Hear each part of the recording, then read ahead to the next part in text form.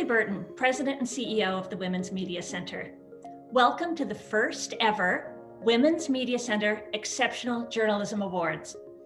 We are so proud to honor 9 journalists who have bravely and transparently told the stories that matter, and told them as if women matter. Media shapes us. It informs our ideas, our policies, and our politics. It tells us who we are and who we can be. It tells us who and what matters. That's why we're so excited to acknowledge this amazing group of journalists who have inspired us. Board members of the Women's Media Center, many also journalists, are presenting these awards to our honorees. Each honoree will receive a special Women's Media Center award.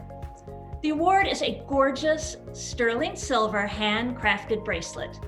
It features an 18-karat gold feminist symbol and sterling silver linked letters reading "Visible and Powerful WMC," reflecting the Women's Media Center mission. These beautiful bracelets were designed by our longtime friend and colleague, Lois Sasson. We lost Lois to COVID-19 last year, a woman we loved. She was a gifted artist, ardent feminist, and a very good friend to the Women's Media Center. The award bracelet she created for the Women's Media Center is part of her legacy, and it is definitely part of our legacy. We are so proud to present these award bracelets to the exceptional journalists as a symbol of their voices and their work. Our honorees are all visible and powerful women in media. For 16 years, the Women's Media Center, founded by Jane Fonda, Robin Morgan, and Gloria Steinem, has been at the forefront of the fight for inclusion and equality for women from diverse backgrounds on all media platforms.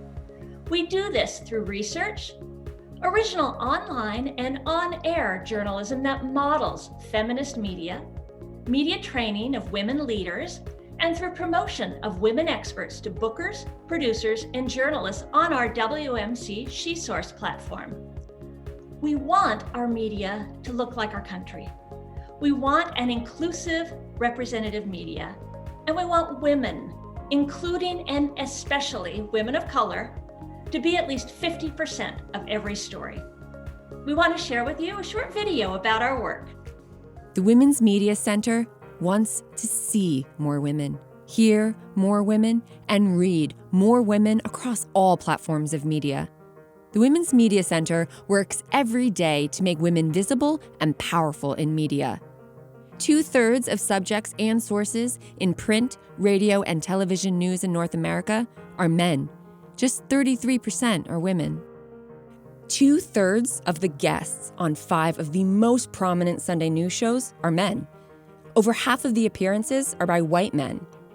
In the span of a year, there were no Native American women, just 1 woman of Middle Eastern North African descent, appearances by Asian American women, under 1%, Latinx women, 2%, Black women, 9%, and white women, 20%.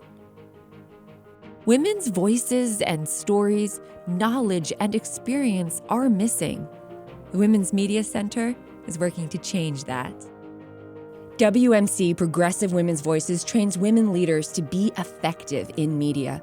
We have trained over 500 diverse women leaders who represent the rich tapestry of America by race and ethnicity, geography, sexual orientation, disability, and life experience.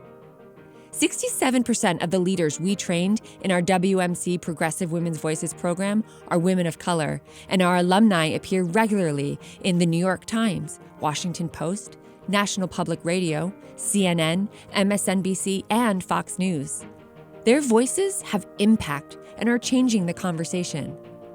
We want our media to look like our country, and that means we want diverse women to be 50% of every story.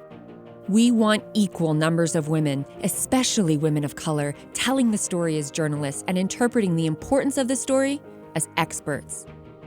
WMC Progressive Women's Voices alumni are journalists and movement leaders who are ensuring that women's voices and perspectives are front and center in the media on issues like reproductive health, racial justice, immigration, climate change, economic inequality, online harassment, and sexualized violence.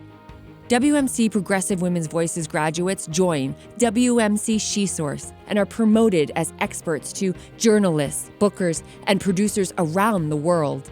There are no more excuses for not including women. WMC SheSource has over 2,000 diverse, media-experienced experts who can speak with authority on the stories shaping our world today. The Women's Media Center's training programs, promotion of women experts, award-winning on-air and online journalism, and groundbreaking WMC Media Lab research on the status of women amplify women's voices and change the conversation every day. Join us at womensmediacenter.com. Good evening. I'm Janet Durick-Bell, Board Chair of the Women's Media Center. This evening, we are proud to recognize 9 extraordinary women with the WMC Exceptional Journalism Award. Let's take a look. Passion, tenacity, truth-telling, visibility, impact. The Women's Media Center is proud to present the first ever WMC Exceptional Journalism Awards to recognize outstanding contributions by members of the media. The women we honor tonight have made headlines, investigating and reporting the critical stories that defined our lives this year. These intrepid journalists have revealed truths, held systems and governments to account, and amplified the voices, perspectives, and concerns of women and marginalized communities. They have unearthed environmental disasters, spoken truth to power, fought for tenure and respect, elevated the experiences of Indigenous and Latinx communities, and much more. Here are the exceptional journalists we are honoring tonight. Dineen Brown.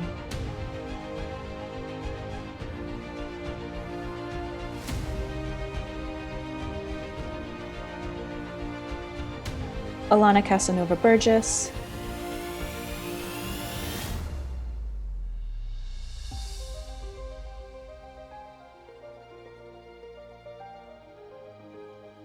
Aliyah Chavez.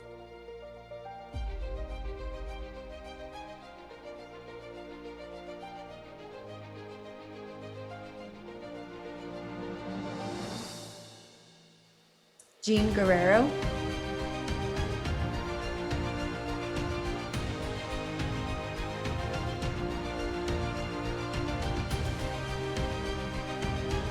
Nikole Hannah Jones.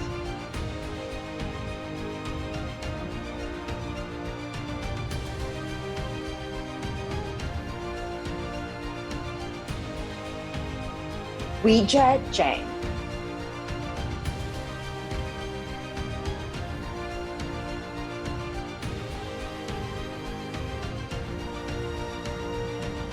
Dahlia, Lithwick.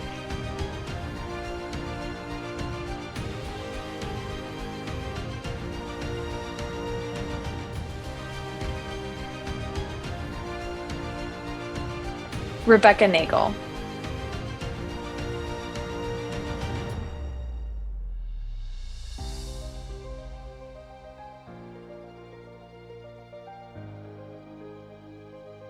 Sumini Sengupta.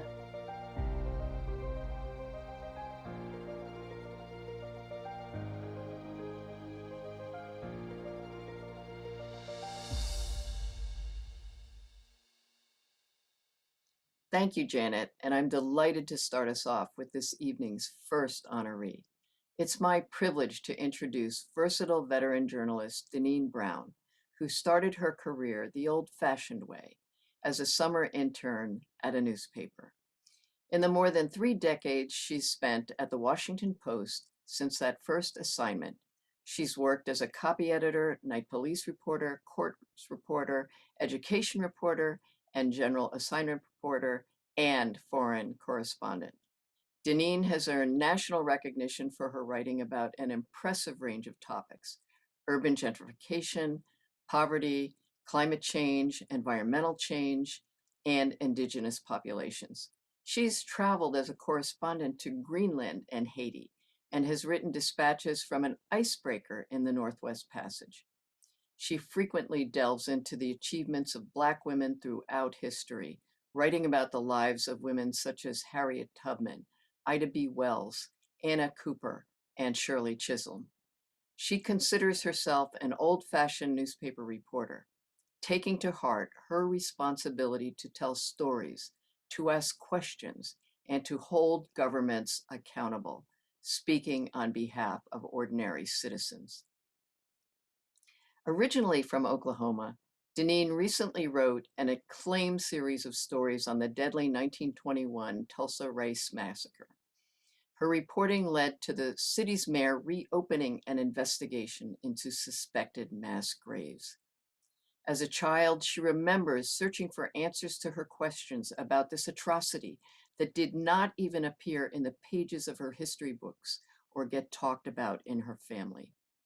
Historians now believe that as many as 300 Black people were murdered by a white mob as 35 blocks of the affluent African-American community of Greenwood were destroyed by fire. When the Tulsa Race Riot Commission began collecting accounts of the massacre in 1997, Dineen closely studied its findings and reported on the stories. She believes it's critical to tell stories like these, as the history of racial terror and violence against Black people provides an important context for current events. Dineen has written dozens of stories about the Tulsa Massacre, and in 2021, on the 100th anniversary of the massacre, she was featured in the PBS documentary on the subject called Rise Again, Tulsa and the Red Summer. She says, "There comes a certain point in the research when you really understand the story at a profound level." For Dineen, that point came as she was working on her 2018 investigative piece entitled "Amid Gentrification, a Race Massacre Still Haunts Tulsa." Her article questions why an investigation was closed in 1998 without physically digging for mass graves. Shortly thereafter, Mayor G.T.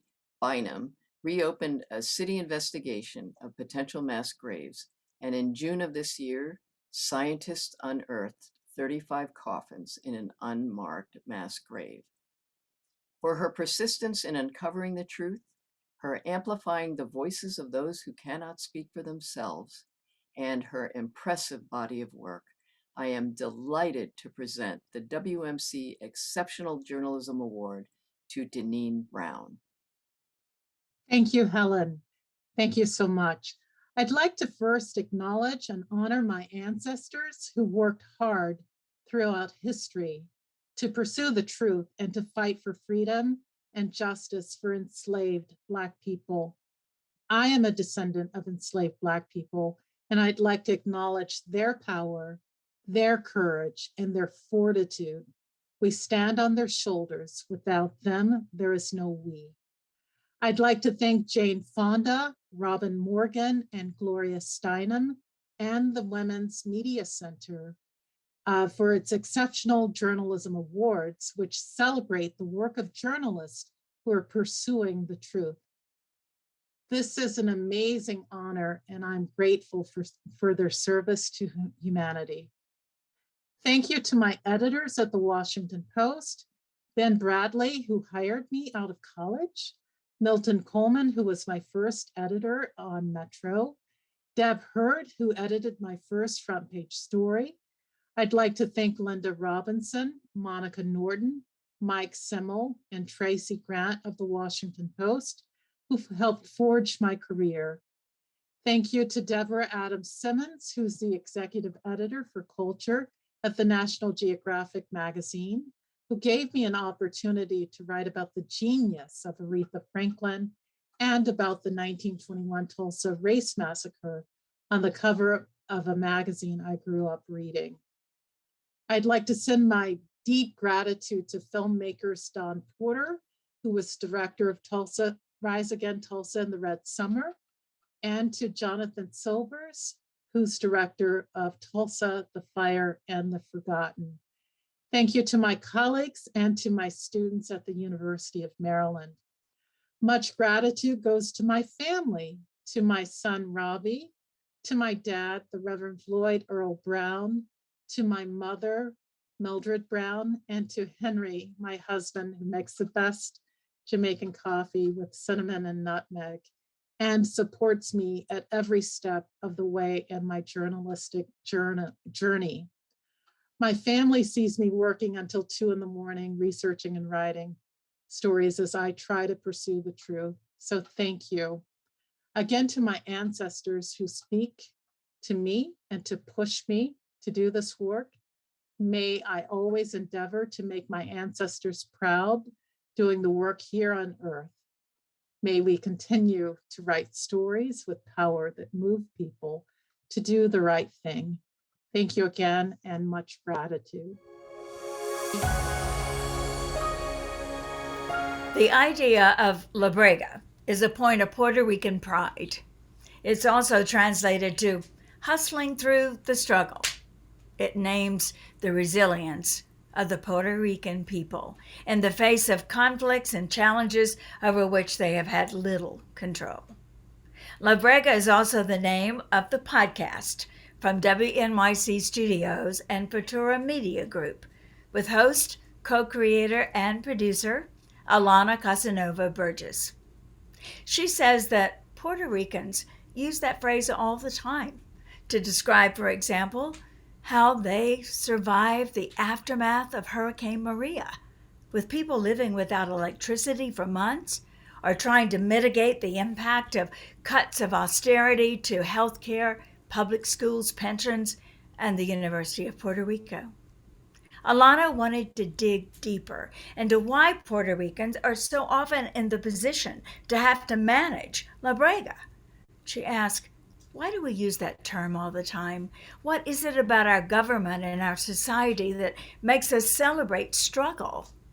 She wanted to share rich, beautifully told stories about a place and a people that don't get talked about much on their own terms.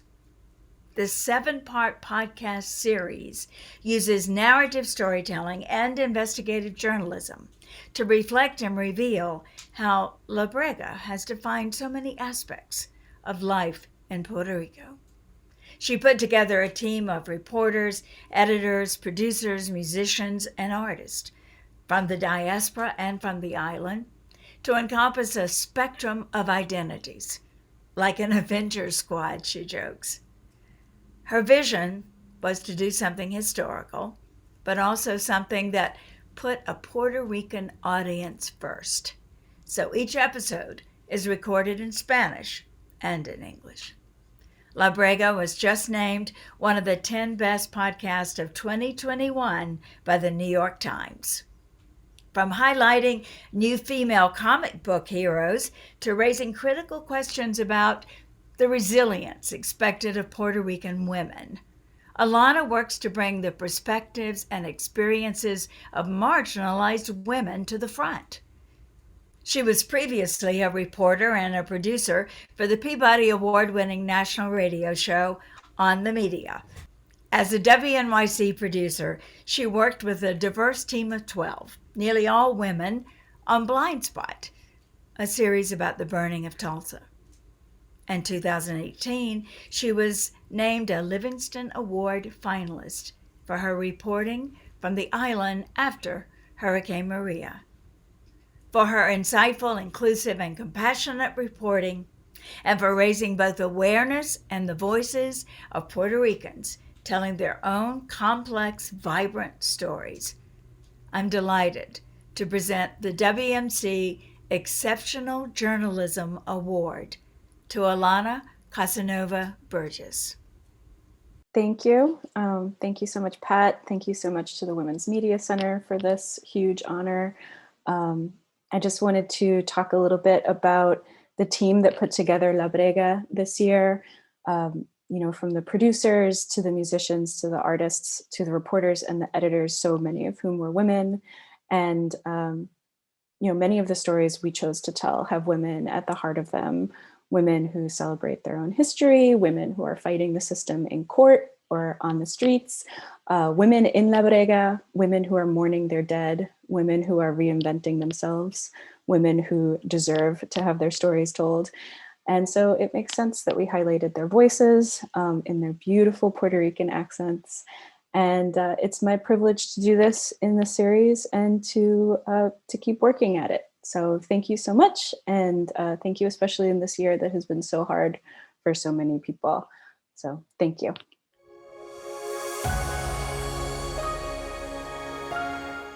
Indigenous women have long been recognized as storytellers. It is our power, how we keep our culture, history, and traditions alive. As a multimedia journalist, Aliyah Chavez has stepped into this revered role with grace and lifelong passion for making Indigenous communities visible in all forms of media, especially the news. Much of Aliyah's inspiration stems from growing up on the Kiowa Pueblo Reservation. Located between the cities of Santa Fe and Albuquerque, it's 40 minutes from each city. She noticed as a child that once she left the reservation, it was as if her people and culture did not exist, as if they had disappeared. It's what we call the buckskin curtain. Like the Iron Curtain, no news got out, and Native people remained invisible. Aliyah became consumed with changing the fact that Native people were so underrepresented in media. She was determined to raise our voices, and she has done so in the most spectacular and compelling ways. In her young career, Aliyah has already interviewed presidential candidates, tribal leaders, and members of Congress. She recently has been tapped as the lead anchor of Indian Country Today. It's an independent multimedia enterprise that covers tribes and Native Americans throughout the Americas.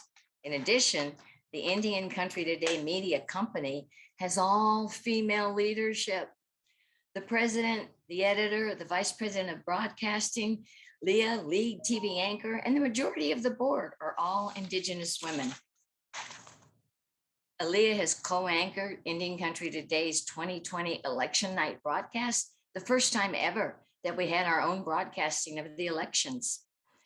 The ICT newscast runs on a variety of PBS stations nationwide. Aliyah says the newsroom of Indian Country Today is a special place that works tirelessly for Indigenous communities we love. It is filled with storytellers who care about getting it right. A special place where female leadership is applauded, an organization that cares about the next generation of Indigenous journalists, says Aliyah. This is her dream job, and she didn't have to wait long after graduating from Stanford, where she majored with a master's in journalism and an undergraduate degree in communications and comparative studies in race and ethnicity. She focused her thesis on the epidemic of missing and murdered Native American women who suffer a violence rate higher than any other ethnicity in the United States. Aliyah has also interned at NBC Today Show, and she worked on the weekly program at PBS created by and for Native Americans. She is bright, charismatic, and prepared. Her interviewees often find themselves opening up quickly and with ease. I think of Aliyah as a Renaissance woman, eager to learn and master everything she can, from history to digital media, to data and technology, to cooking traditional dishes, to even cheerleading, as Aliyah was on the Stanford cheerleading squad. For her laser-like focus on increasing representation of Indigenous communities in the media, her confident and effective reporting style, I'm privileged to present the Women's Media Center Exceptional Journalism Award to Aliyah Chavez. Thank you, Rebecca. I first want to congratulate the other honorees who are receiving awards this evening. It is wonderful to be joined by the many colleagues who are pushing the boundaries of the public discourse in journalism and reporting. There are many people who have contributed to my work, including my colleagues at Indian Country Today, the Native American Journalists Association, and to my mentors at the Stanford Journalism Program. In 2020, the Women's Media Center found that not a single Indigenous woman appeared as a guest on a top 5 Sunday morning TV news program. And yet here I stand as an anchor of Indian Country Today's national newscast. We started our newscast at the beginning of the coronavirus pandemic because we knew Native communities would be disproportionately impacted by the virus, and because Native communities deserve to see themselves reflected in the media landscape on television. Today, in December of 2021, there isn't a single anchor, let alone on-air reporter who is Native at a major television network. We have work to do as an industry. There is no shortage of talent and exceptional storytellers in Indigenous communities, and the time is now to recognize and uplift those Indigenous journalists. I thank the Women's Media Center for using this platform to do that. Thank you.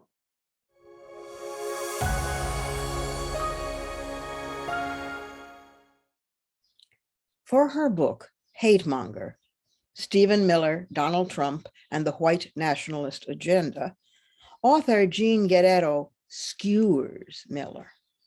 She started with foreshadowing incidents from his childhood.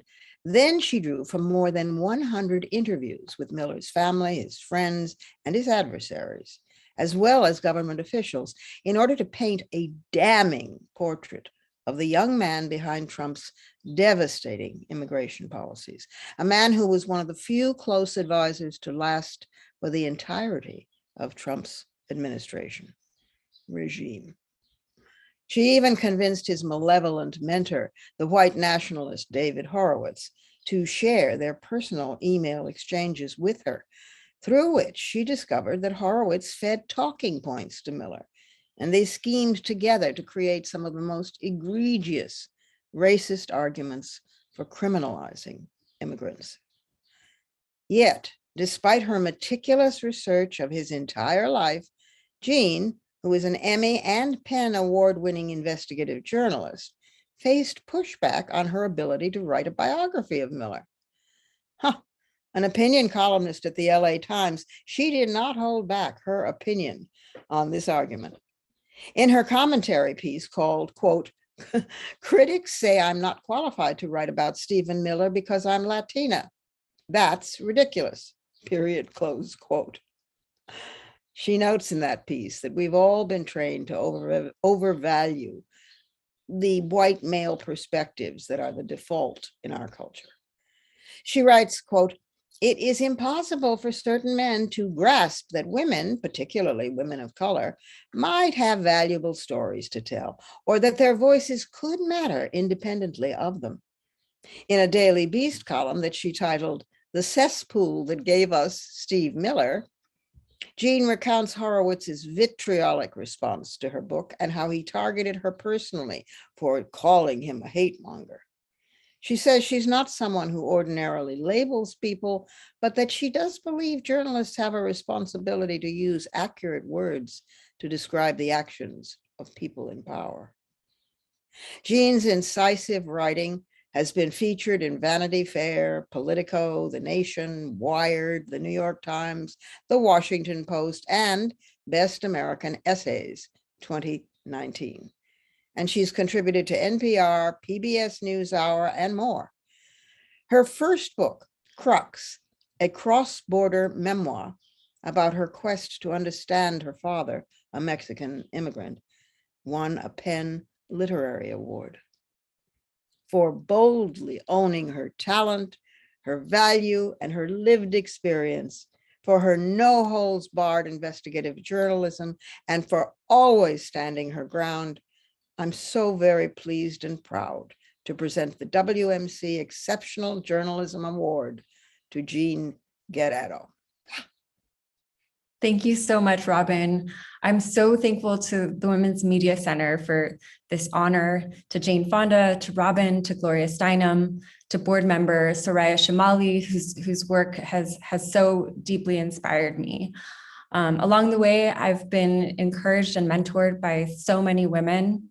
Chief among them is my mother from Puerto Rico, who raised me as a single mom and always told me that I could be whatever I wanted to be. My high school history teacher, Cynthia Sturgis, who died of cancer in 2006 when I was a student, but was one of the first women to teach me the joy of research, of investigation, and of looking to the past for guidance and insights for the present. I'm grateful to the friends and family who've always encouraged me to be brave and to make bold choices.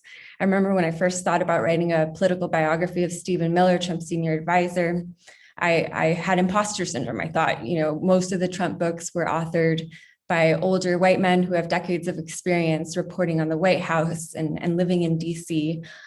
But my literary agent, David Patterson, and multiple women in my life reminded me that I could bring a different and valuable perspective as a Latina who'd been reporting from the border and who grew up in an immigrant community. So again, I'm just so thankful for all those women who inspired me, and I hope to see many more book publishers put out more political biographies by Latinas and women of color in the years to come, and to elevate these important voices that we need in order for our democracy to truly flourish. Thank you again for recognizing me.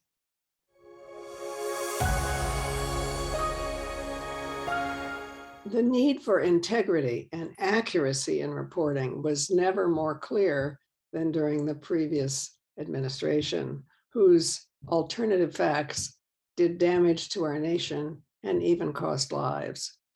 We are so aware now of how precious facts are, of how precious the truth is, and we must be able to trust the conveyors of information and news.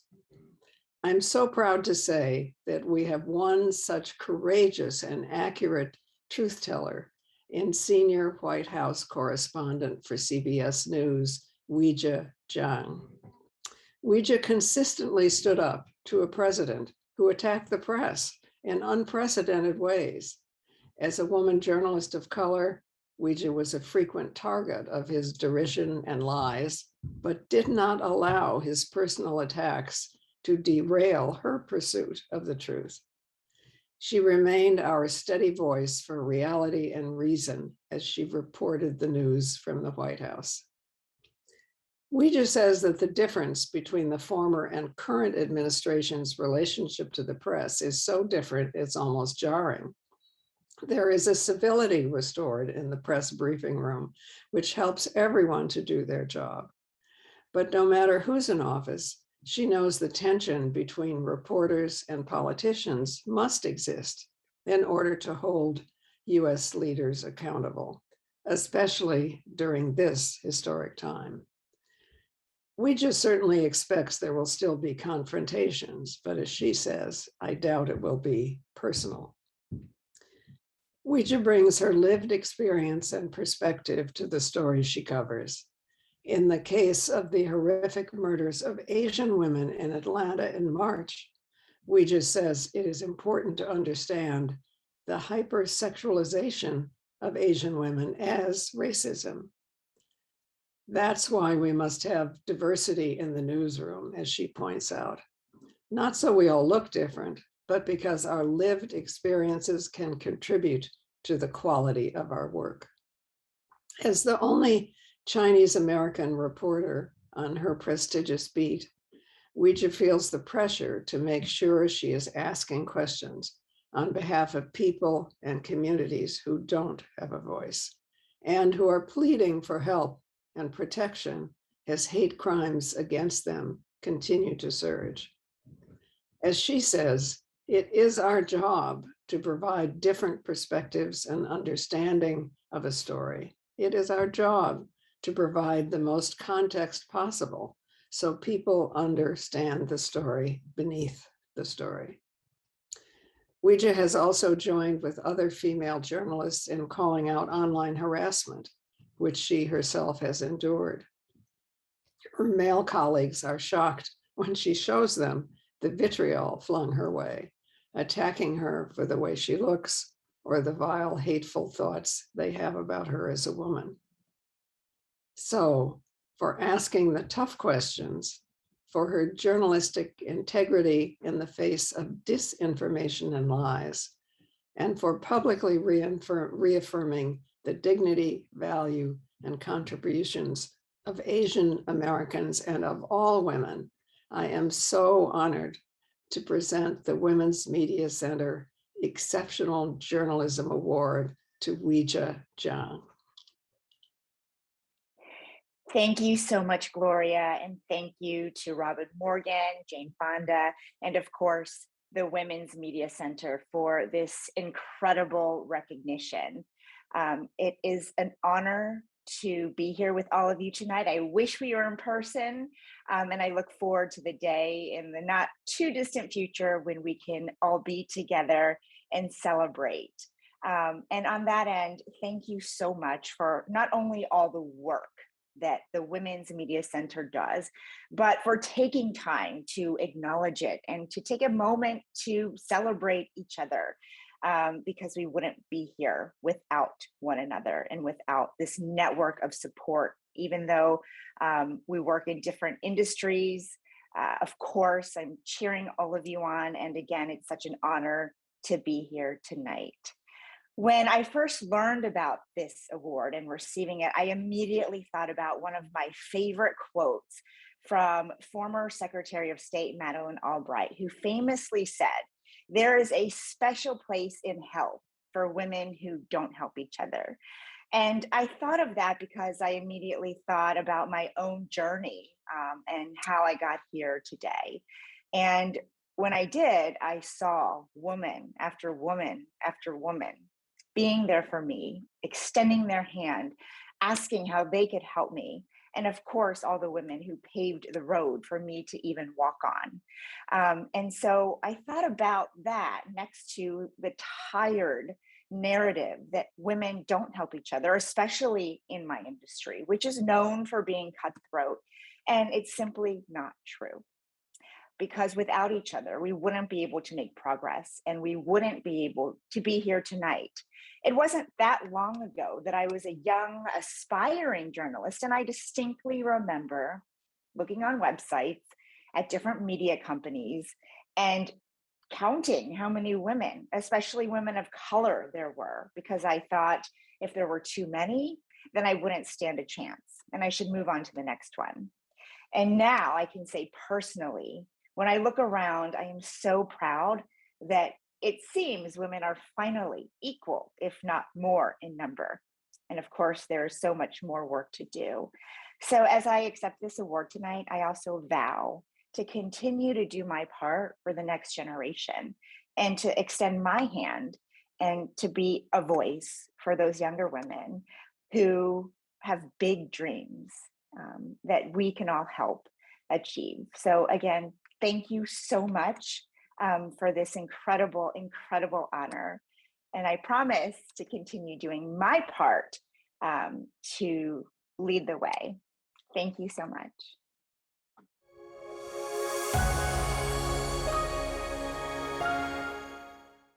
I am personally delighted to bestow this next award on a journalist who has literally, dramatically changed the course of US history for the better.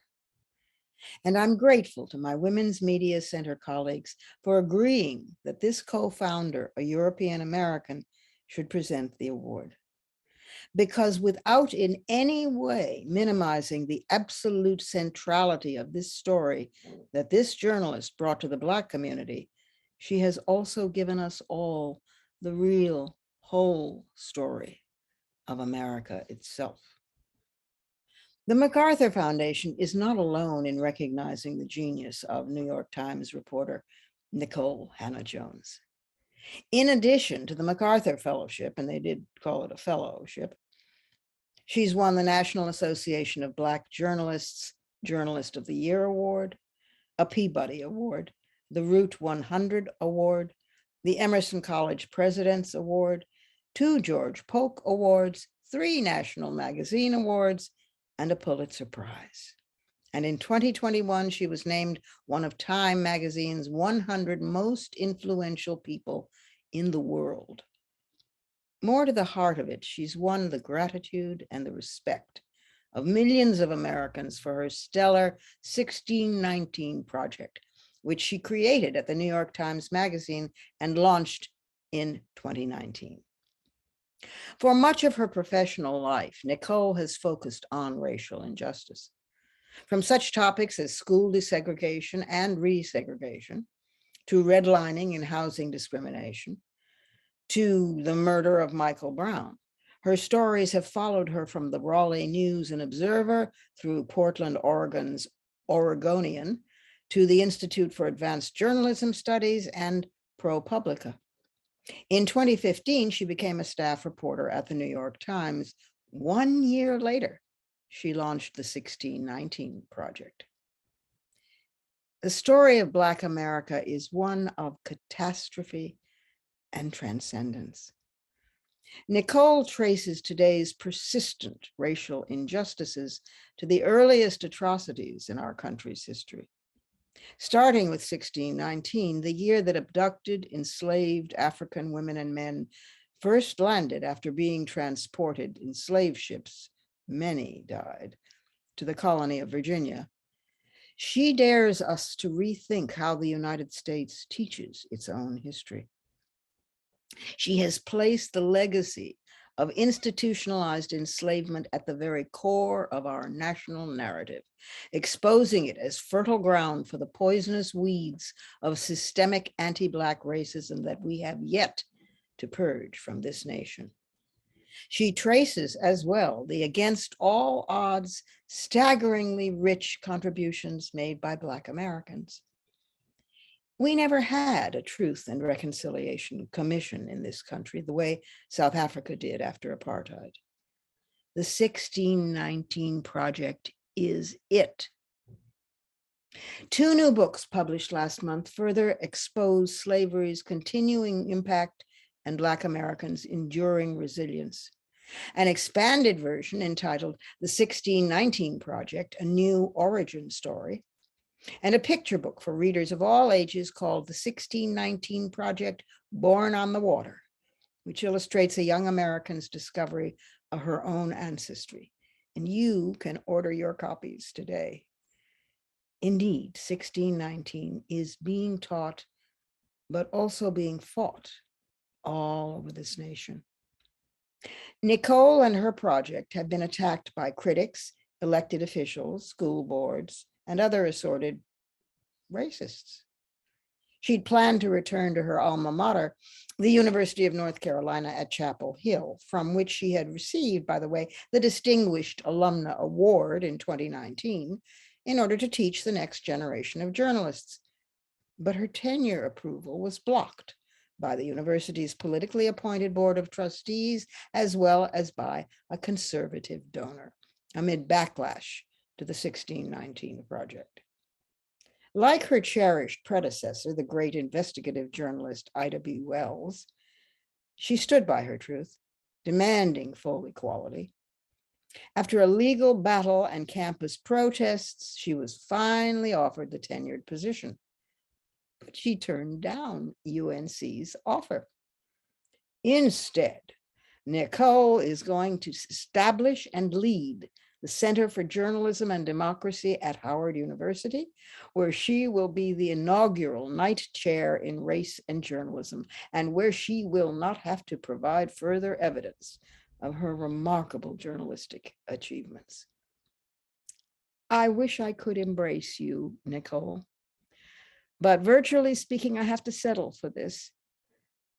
For her relentless pursuit of the truth, her fine writing and editing that has engraved into United States history forever the experienced realities of millions of Black American women and men and children, and for insisting on teaching young journalists on their own terms. I am truly honored to present the WMC Exceptional Journalism Award to Nikole Hannah Jones. Wow, thank you so much for that, Robin. I am so honored to be receiving this award today from the Women's Media Center. Since its founding in 2005 by icons like Robin, Jane Fonda, and Gloria Steinem, the center has served as a beacon for women journalists such as myself, and also as a template for how to use your platform and power for the advancement of other women journalists. When I was coming up as a Black girl interested in investigative reporting, I didn't see many models of what I wanted to be. That's why I adopted Ida B. Wells as my spiritual godmother, and why I've worked so hard to both uplift her legacy, but also to ensure that other inspiring journalists of color have in me and in others a model for what they can become. Like the Women's Media Center, I've spent my career trying to be a door opener for other women journalists of color and other marginalized journalists, and to be for others what I needed when I was trying to make it. And that's why this award means so much to me. So thank you, and I am just honored to be amongst you all.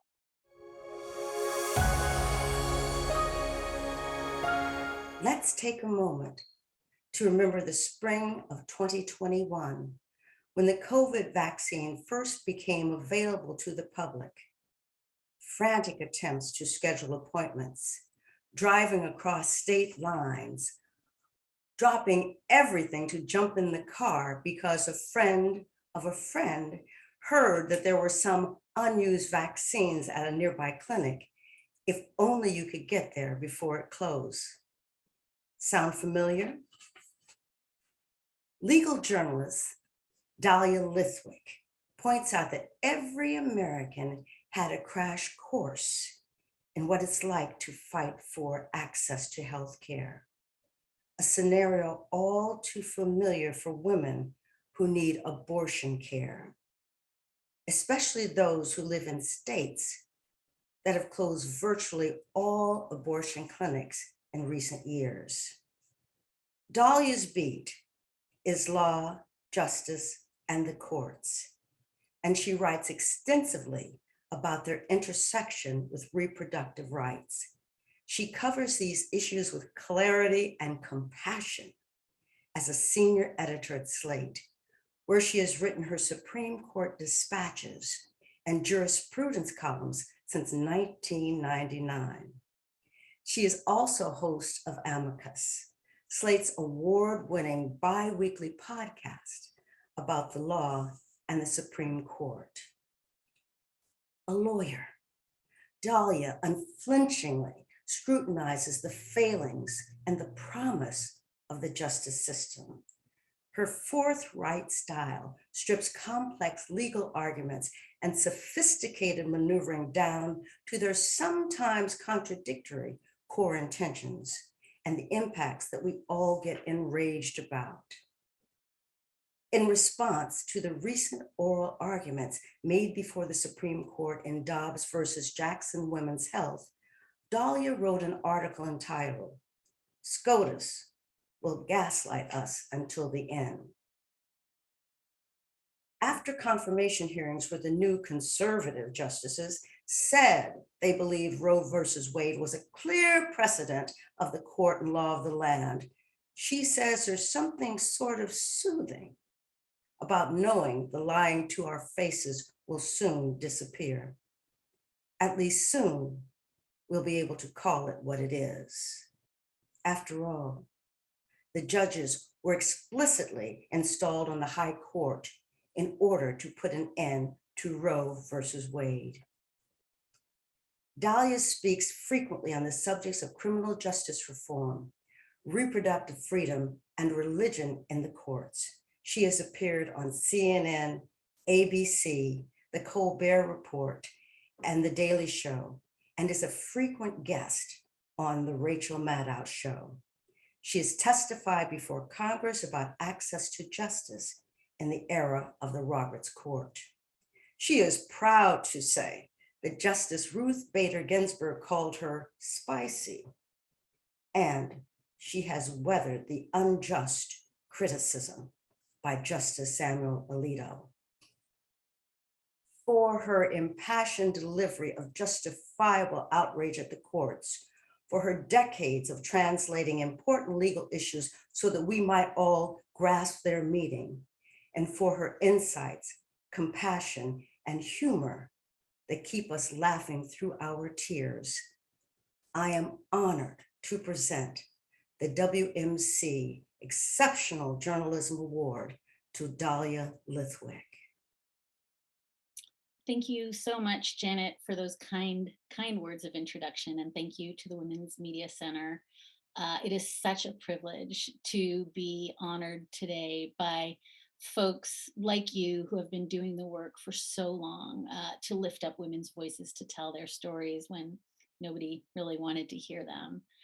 And I also want to just note that I'm so mindful as I accept this award that Justice Ruth Bader Ginsburg would always say when I talk to her, to remember that we stand on the shoulders of giants. And those giants are the people who came before, who were doing this work 100 years ago, 50 years ago, long before some of us knew we'd have to be in this fight. And I say it because it's not enough to just stand on those shoulders anymore. It's amply clear now that if you care about reproductive rights, if you care about equal pay and equality, voting rights, democracy rights, we're not going to be able to just stand on those shoulders. We will have to fight from them. And it is such a privilege and a joy to be with you, with people who are doing that fight every day. This award means more to me than I can possibly say. And I thank you from the bottom of my heart.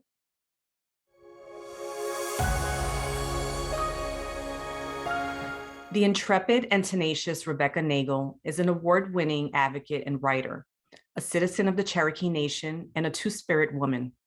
As host of the award-winning podcast, This Land, she covered a small-town murder case in Henrietta, Oklahoma, that traveled all the way to the Supreme Court. The court's 5-4 decision in July of 2020 reverberated throughout the state of Oklahoma, after the ruling determined that nearly half of the state falls within an Indian reservation. The High Court ruled that Congress had neglected to pass a law that got rid of or diminished the original boundaries of the reservation of the Muskogee Creek Nation. Upon hearing this decision, Rebecca wrote, "It is raining in eastern Oklahoma hard after weeks of drought. I feel like the ancestors are crying." It was a rare example of people in power siding with Indigenous people in the United States and upholding the law in their favor. Rebecca frequently writes about Native American issues, including tribal sovereignty, Native representation in culture and media, cultural appropriation, and violence against Native women. In 2020, Rebecca was one of only 2 journalists selected to receive the American Mosaic Journalism Award, the largest cash prize for journalism in the United States. The judging panel cited her impressive reporting, which they said employs deep investigations and an affecting, accessible voice to shine light on an overlooked and still unfolding story. In season 2 of her This Land podcast, Rebecca reports on how the far right is using Native children to attack American Indian tribes and advance a conservative agenda, backed by one of the most powerful corporate law firms in America. Through this timely expose, she demonstrates how a federal lawsuit doesn't impact just the future of one child or even the future of one law. It threatens the entire legal structure defending Native American rights. An outspoken advocate fighting violence against women, Rebecca is a co-founder of Force, Upsetting Rape Culture. Created in 2010 by and for survivors, this art and activist collective is dedicated to ending sexual violence and building a culture of consent. Force is an intersectional, LGBTQ-focused, multicultural, pro-Black, and anti-white supremacist collective, widely known for creating public art to disrupt rape culture. Force is now focused on archiving the Monument Quilt, their collection of 3,000 quilted stories sewn into 8x8 squares by survivors of sexual and domestic violence around the world. For her tireless efforts to uncover and amplify the experiences of Native people, her bold and accessible journalistic style, and her staunch advocacy for survivors of sexual violence, I am delighted to present the WMC Exceptional Journalism Award to Rebecca Nagle. Thank you so much, Erica. Futuro Women's Media Center, Galie Liga. I am so honored and humbled to get this award. And just want to say that since the very early days of my career, the Women's Media Center has been a source of support. This land was not created alone. It was created with an exceptionally talented team of journalists that includes Amy Westervelt, Martha Troyan, who is Obi Shikakong Laxul First Nation, Maddie Stone, Sarah Ventry, Reka Murthy, Polly Danette Claw, who is Dene, Allison Herrera, who is Holon Salinan, Wudan Yan, and the amazing team at Crooked Media, John Favreau, Sarah Geismer, Lyra Smith, and Katie Long. Across the country, less than 1% of staff in newsrooms and in media are Native American. And that's not just a diversity problem, it's a journalism problem, because over and over again, the coverage of our communities is factually inaccurate, unethically reported, or simply missing. So that's why podcasts like this land and platforms like the Women's Media Center Awards are so important. And I just want to say thank you again. I'm truly honored.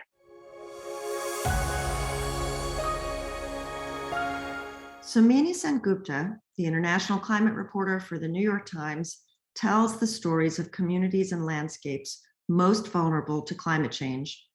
Just a few weeks ago, she sent urgent dispatches several times a day from the COP26 Climate Change Summit, where, as hundreds of activists marched in the streets of Glasgow, diplomats from nearly 200 countries hammered out a global climate accord. She sifted through negotiations and complex concepts, reporting on everything from whether the accord would include words like fossil fuels, the main cause of climate change, which it did for the first time ever, to whether it would require dominant countries to pay those most affected for irreparable environmental harms. She wrote about the gender and generational gaps between the older male leaders and younger women activists, exploring their very different views on how to address climate changes. Her writing is fast-paced, clear, and evocative, making her readers feel like they had a seat at the negotiation table.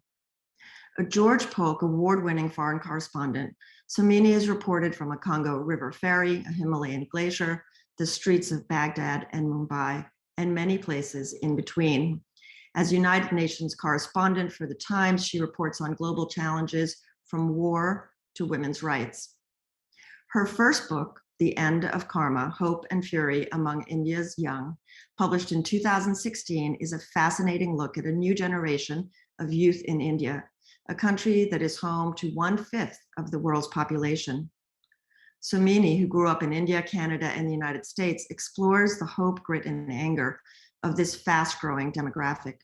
She investigates their desire to shed the past and create a different future through intimate portraits of 7 young people, including a daughter of the slums who wants to protect other daughters of the slums, a peasant woman who escapes the barren hinterland, and a couple who follow their hearts over the dictates of caste. For bringing transparency and awareness to global environmental issues, for sounding the clarion call on behalf of vulnerable communities most impacted by climate change, and for highlighting women's experiences in her reporting, I am delighted to present the WMC Exceptional Journalism Award to Sumini Sengupta. Thank you, Soraya, and thank you, Women's Media Center, for this recognition, because this is really a recognition of all the women and girls who have shared their stories with me over the years. They include young women in India who shared their stories with me year after year for my book. They include stories from women in the Philippines trying to shelter their children from recurrent storms that are being supersized by climate change. And they include young women who are climate activists trying to push the world's powerful to address this existential crisis that we face. So I thank them all for trusting me with their stories, and I thank you all for holding their stories in your hearts.